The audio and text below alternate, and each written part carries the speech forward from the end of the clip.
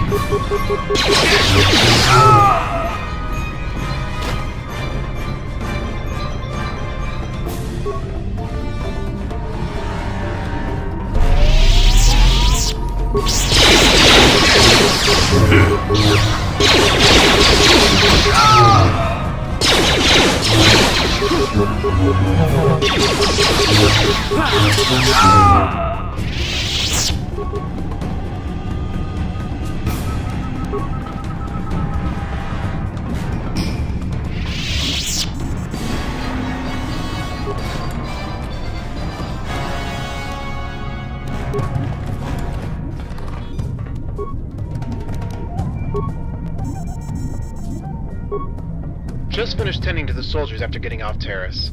We liberated the planet, but those damn Mandies sure didn't make it easy on us. Something changed in General Revan following Duro. In that battle, all we could do was watch as Basilisk war droids rained like meteors onto the orbiting cities, and we couldn't do a damn thing about it. I think that set something off. General Revan used Scorched Earth policy to take out a Mandalorian command center, including an entire Republic platoon. The whole city got vaporized. I mean, I'm loyal until the end. General Revan stood by us when the Jedi Council didn't. But I can't help but wonder if victory at any cost is worth it. We lost a lot of good people down there. Does that make us any better than the Mandalorians? I don't know. I'm gonna clean up the place a little bit and then hit the sack. We're gonna be heading to Althir next, and I need to make sure I have everything ready.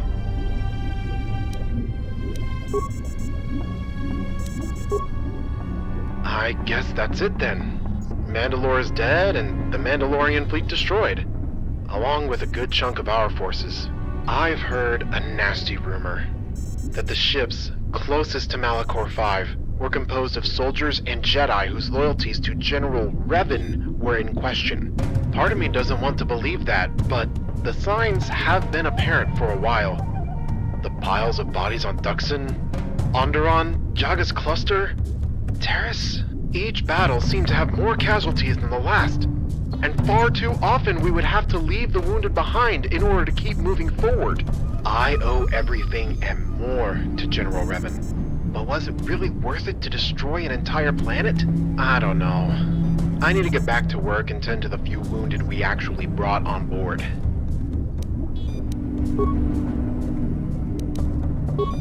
Something just took out the ship.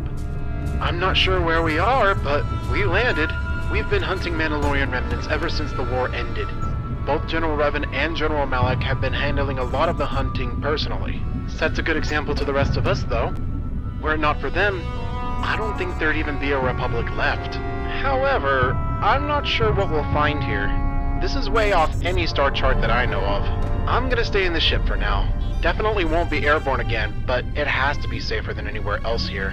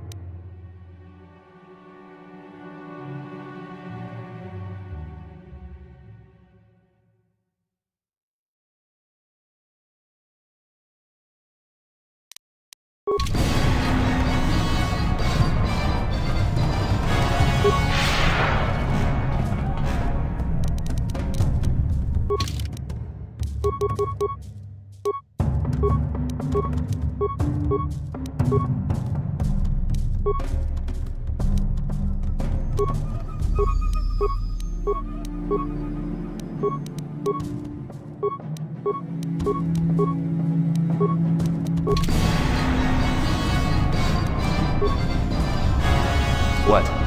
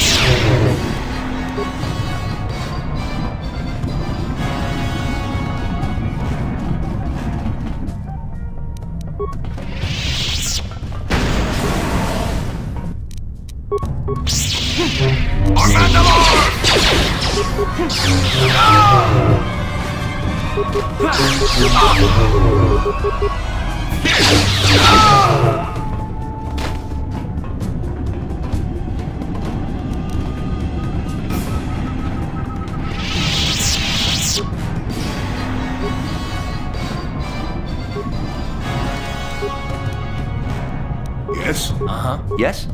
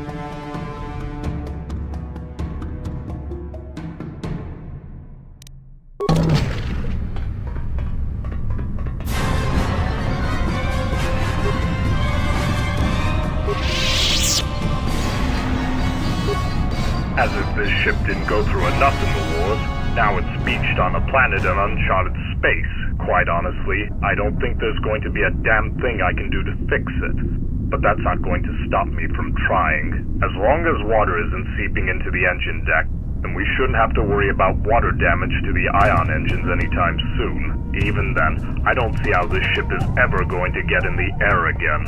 This whole deck is submerged under the ocean, and I wouldn't recommend firing the engines underwater. I'm going to take a look later, although again, I really don't think any good is going to come of it. Took a look at the engines earlier today. Hyperdrive is shot, and it will take far too long to fix it. Even if we scavenged around the planet, it gets better. One of the engines has a crack in it, and the fuel line is leaking. Where the hell are we going to find fuel on this planet? I knew this was going to be a waste of time. There's next to nothing I can do here. The engines are pretty much unrecoverable. Give it a couple years, and the water damage will be enough to leave the whole ship corroded. A sad fate for such a good vessel.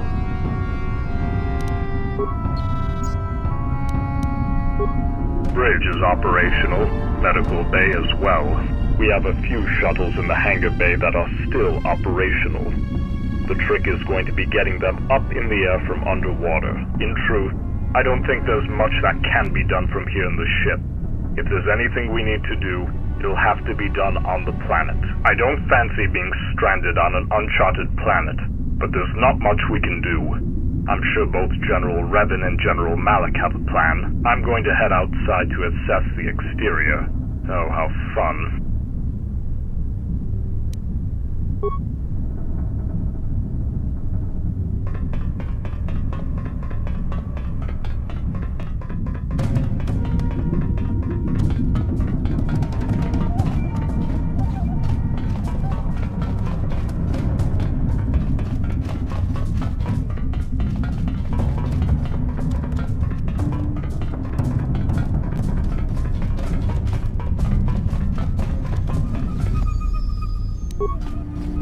Uh-huh.